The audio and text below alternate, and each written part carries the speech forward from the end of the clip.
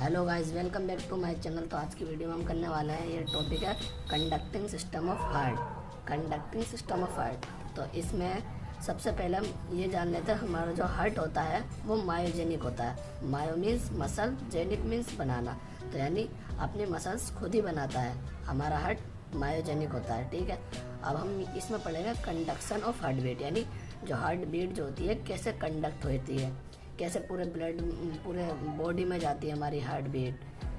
तो इसमें हम पढ़ते हैं कंडक्शन ऑफ हार्ट बीट। ये जो होती है ओरिजिनेट होती है मॉडिफाइड कार्डियक मसल्स के थ्रू, ठीक है।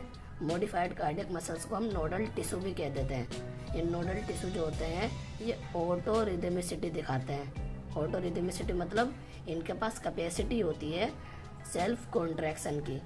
नोडल टिश्यू ऑटो रिदमिसिटी दिखाते हैं। ऑटो रिदमिसिटी का मतलब होता है इनके पास कैपेसिटी होती है सेल्फ कॉन्ट्रैक्शन की, ये अपने आप ही कॉन्ट्रैक्ट कर सकते हैं। तो यहाँ पे कितने टाइप के नोडल टिश्यू हैं? पहला एस ए नोड, जिसे हम पेस मेकर भी बोलते हैं। दूसरा ए वी नोड, जिसे हम पेस सेटर भी बोलते हैं।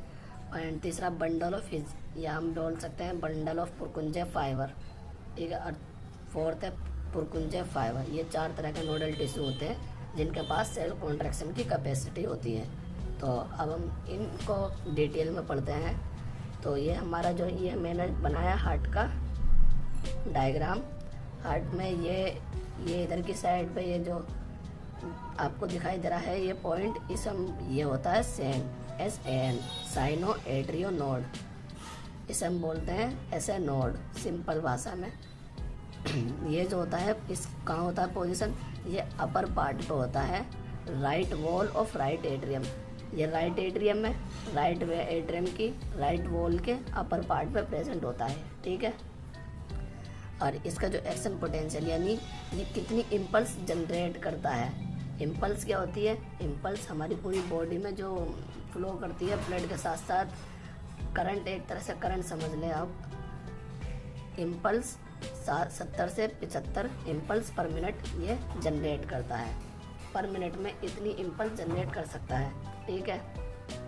इसकी इम्पल्स स्पीड जो होती है, जो इम्पल्स कितनी स्पीड से ट्रेवल करता है हमारी बॉडी में, 1 मीटर पर सेकंड से, ठीक है। और ये ट्रांसफ़र करता है इम्पल्स को एट्रियल मसल्स में और एवीएन में। ये इम्पल्स को ट्रांसफ़र करेगा एट्रियल मसल में और एवीएन में, ठीक है। अब हम ये अपना सेकंड पार्ट आ गया हमारा एवीएन। एवीएन जो होता है ये जो राइट ये ब्लू डार्क पॉइंट देख रहा हूँ ये एवीएन है। AVN means atrio ventricular node, ठीक है। ये क्या करता है? इम्पल्स को एम्पलीफाई करता है। इसे हम इम्पल्स एम्पलीफायर भी बोल सकते हैं या पेस सेटर भी बोल सकते हैं, ठीक है। ये कहाँ प्रेजेंट होता है? Present in lower part and left wall of right atrium. ये राइट एट्रियम है, इसकी लेफ्ट वॉल है और लोअर पार्ट में प्रेजेंट है, ठीक है। इसकी ये जो स्पीड है, इसमें इम्पल्स की स्पीड कितनी कर देता है? 3 से 4 मीटर पर सेकेंड। और ये कितने इम्पल्स जनरेट कर सकता है? 60 से 65 इम्पल्स पर मिनट। ये इतने इम्पल्स जनरेट कर सकता है, ठीक है। तो अब हमारा ये एवीएन भी ख़त्म हो चुका है। तो अब हम अपने तीसरी पार्ट की तरफ बढ़ते हैं जिसे हम बोलते हैं एवी बंडल, ठीक है।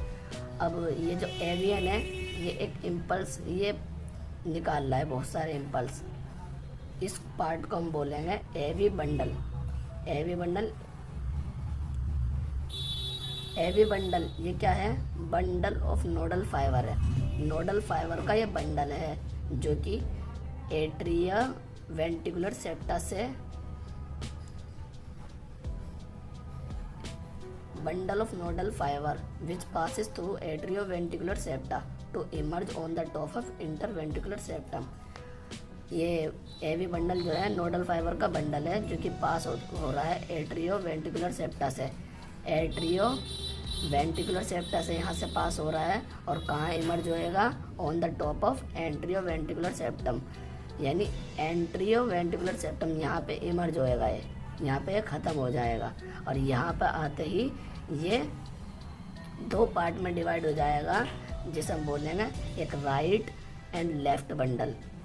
राइट एंड लेफ्ट बंडल बोलेंगे। इनमें से ये एक राइट है एंड लेफ्ट है, ठीक है। अब हम पहले बता देते हैं ये इंटरवेंट्रिकुलर सेप्टम क्या होता है।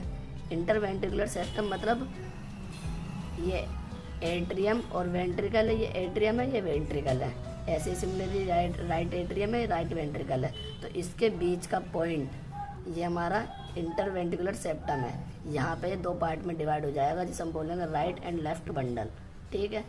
एंड एवी बंडल और राइट और लेफ्ट बंडल को मिला के हम बोलते हैं बंडल ऑफ हिज, जो कि हमारा तीसरा ये पार्ट है, bundle of his nodal tissue है, ठीक है।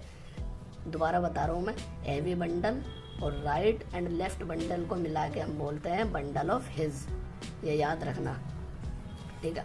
अब हम ये जो है लेफ्ट एंड राइट बंडल ये आगे जाके बहुत सारे पार्ट में, छोटे छोटे पार्ट में डिवाइड हो रहे हैं, जो कि इम्पल्स हार्ट की मसल्स तक ट्रांसफ़र कर रहे हैं, ठीक है। वेंट्रिकल की मसल्स तक ट्रांसफ़र कर रहे हैं, इन्हें बोलते हैं पुरकुंजा फाइबर।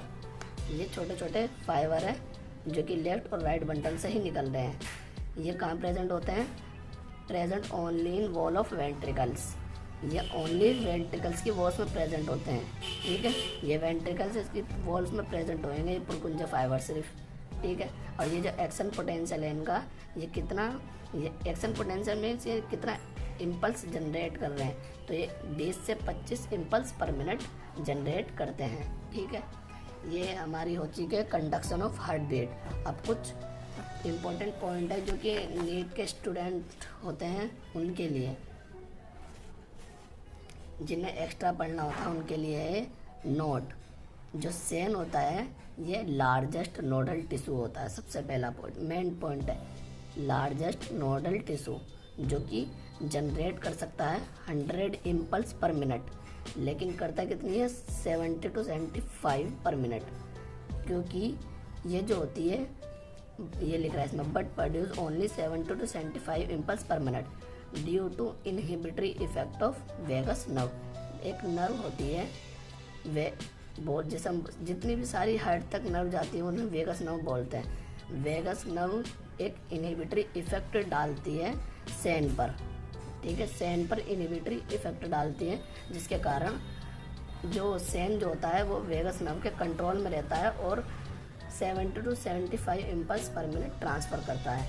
अगर ये वेगस नर्व डैमेज हो जाए तो जो इम्पल्स सेन है ये 100 इम्पल्स पर मिनट ट्रांसफ़र कर सकता है, ठीक है।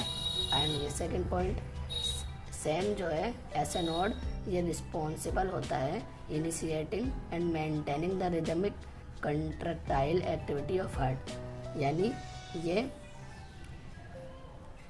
शुरुआत करता है और मेंटेन करता है रिदमिक कॉन्ट्रैक्टाइल एक्टिविटी, यानी हार्ट की जितनी भी रिदमिक कॉन्ट्रैक्टाइल एक्टिविटी है उनको वो इनिशिएट करता है एंड मेंटेन करता है। ये ऐसे नोड, ये बहुत ही इम्पोर्टेंट पॉइंट है। अब देखो, यदि ऐसे नोड यानी सेन नॉन फंक्शनल हो जाए तो क्या होगा? हार्ट जो है एन अरिदमिक बन जाएगा, अरिदमिक, यानी वो अपनी सेल्फ वो जो कॉन्ट्रैक्टाइल एक्टिविटी है वो नहीं ख़त्म हो जाएगी हार्ट की, तो जिसके कारण हमें एक आर्टिफिशियल पेसमेकर का यूज़ करना पड़ता है।